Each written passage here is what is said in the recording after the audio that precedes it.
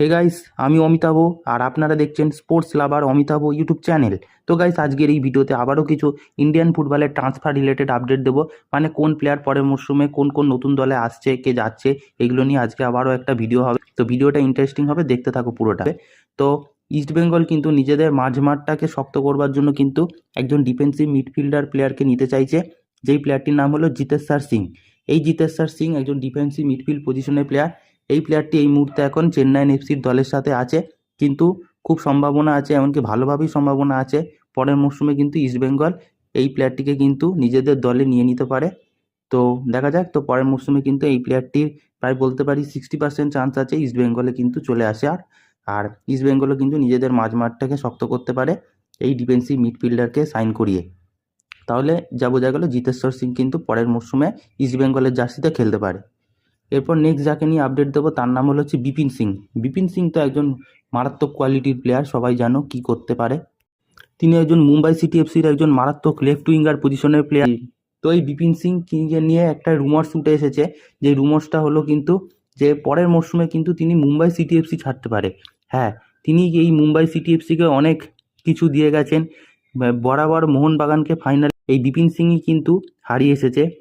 প্রতিবার যদি মুম্বাই আর মোহনবাগানের যদি ফাইনাল হয়, সেখানে কিন্তু বিপিন সিংয়ের কিন্তু গোল থাকে, আর সেই গোল দিয়েই কিন্তু বিপিন সিং মুম্বাইকে জিতিয়েছে মোহনবাগানের বিরুদ্ধে। তো এই লেফট উইঙ্গার প্লেয়ার কিন্তু বর্তমানে যার নিউজ শোনা যাচ্ছে বিভিন্ন রকম সোর্সেস থেকে, এমনকি ট্রান্সফার মার্কেট থেকেও, তিনি কিন্তু সেই মুম্বাই সিটি এফসি এবার ছেড়ে চলে যাবে। মানে বুঝতে পারছো তো, মুম্বাই সিটি এফসি কিন্তু এখন অনেকটা দুর্বল হতে যাচ্ছে। এর আগেও মুম্বাই সিটি এফসি থেকে অনেক প্লেয়ার চলে যাবে, সেই নিয়ে একটা ভিডিও দিয়েছিলাম। এবার বিপিন সিংও চলে যাবে। তবে হ্যাঁ, বাকি প্লেয়ারগুলো মানে আগের প্লেয়ারগুলো সব বেঙ্গালুরু এফসির দিকে ঝুঁকে পড়েছিল। এই প্লেয়ারটা কিন্তু বিপিন সিং তিনি ওড়িশা এফসির দিকে যাচ্ছে। তো 70% চান্স আছে। এমনকি এটাও জানা গেছে যে বিপিন সিংও কিন্তু ওড়িশা এফসির সাথে বিভিন্ন কথাবার্তা হওয়ার পরও ওড়িশা এফসির কন্ট্রাক্ট এবং টার্মস অ্যান্ড কন্ডিশনগুলোর সাথেও রাজি হয়েছে বিপিন সিং। তো পসিবিলিটি আছে 70% কিন্তু বিপিন সিং পরের মরশুমে ওড়িশা এফসির হয়ে খেলতে পারার। তো এর থেকে যা জানতে পারলাম, ওড়িশা এফসিতে কিন্তু পরের মরশুমে বিপিন সিং চলে যেতে পারে মুম্বাই সিটি এফসি ছেড়ে। তো এরপর যে আপডেটটা নিয়ে আলোচনা করব সেটা হচ্ছে আমাদের এবার ইন্ডিয়ান ক্রিকেট টিমের নতুন হেড কোচ কে হবে। তো এতদিন রাহুল দ্রাবিড় আমাদের ইন্ডিয়ার হেড কোচ ছিল, কিন্তু এখন রাহুল দ্রাবিড়ের সাথে সে কন্ট্রাক্ট শেষ হয়ে গেছে। তো এরপর নতুন কেউ একজন হেড কোচ হিসেবে আমাদের ইন্ডিয়ান ক্রিকেট টিমের অ্যাপয়েন্ট হবে।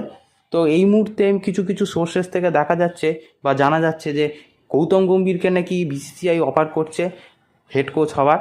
তো এবার সেটা দেখার বিষয়, বিসিসিআইয়ের সেই অফারটা গৌতম গম্ভীর অ্যাকসেপ্ট করে কি না। তো এখন গৌতম গম্ভীর এই মুহূর্তে কলকাতা নাইট রাইডার্সের মেন্টরের দায়িত্বে আছেন।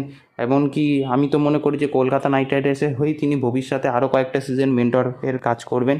তো তিনি এই মুহূর্তে কেকেআর ছেড়ে ইন্ডিয়ান ক্রিকেট টিমের কোচ হবেন কি না সেটাও ভাববার বিষয়। তো যদি হয় তাহলে তো ভালোই হয়, কারণ ওনার মতো একজন মানুষের ভারতের সত্যিই দরকার।